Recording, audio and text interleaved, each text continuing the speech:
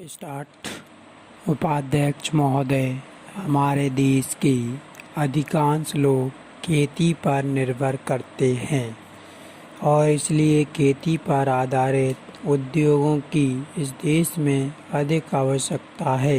देश में बेरोजगारी को खत्म करने के लिए, कृषि उत्पादन को बढ़ाने के लिए कृषि पर आधारित उद्योगों की स्थापना का इस देश में बड़ा भारी महत्व है और उसे इस बजट में अधिक से अधिक प्रोत्साहन दिया जाना चाहिए। मैं वित्त मंत्री जी से निवेदन करना चाहता हूँ कि खेती के उद्योग आदि के लिए हमारे बजट में अधिक गुंजाइश की ज़रूरत होनी चाहिए। इससे हमारे देश के बेरोजगारों और किसानों को काफ़ी लाभ होगा और हमारे कृषि उत्पादन में भी उन्नति होगी तथा इसके साथ ही साथ हमारे किसान भाइयों को भी रोजगार मिलेगा। वित्त मंत्री जी ने काफ़ी अच्छा बजट पेश किया है, लेकिन खेती के उद्योगों के लिए इसमें विशेष व्यवस्था करने और इसमें अधिक धन लगाने की अधिक आवश्यकता है। इस योजना में हमारी प्रधानमंत्री द्वारा जो 20 सूत्री कार्यक्रम इस देश में चालू किया गया है, उससे हमारे गरीब और पिछड़े वर्ग के लोगों को काफ़ी हित हो सकता है। मैं निवेदन करना चाहता हूँ कि कमज़ोर वर्ग के लोगों के लिए पशुओं को खरीदने तथा आवास और दूसरी आवश्यकताओं के लिए धन की व्यवस्था की जाए।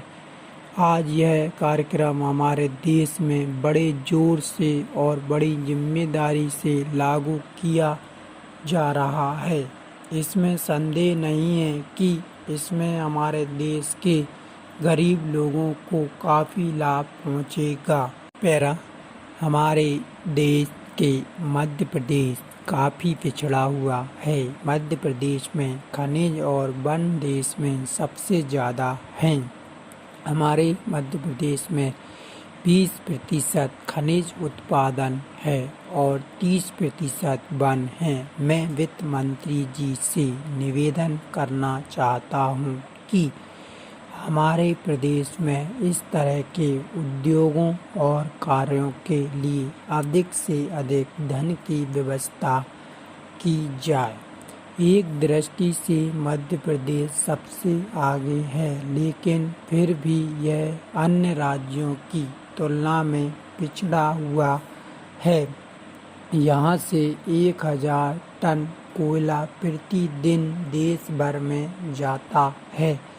मैं निवेदन करूँगा कि कोयले की खानों के पास ताप बिजली घर बनाए जाएं, ताकि हमारे प्रदेश की आवश्यकता को भी पूरा किया जा सके और देश को सस्ते दामों पर बिजली मिल सके। महोदय, सिंचाई के लिए भी हमारे प्रदेश को अधिक धन दिया जाना चाहिए। इस तरफ भी ध्यान दिया जाना चाहिए कि सिंचाई का खर्च पिछले 1 साल में दोगुना हो गया है।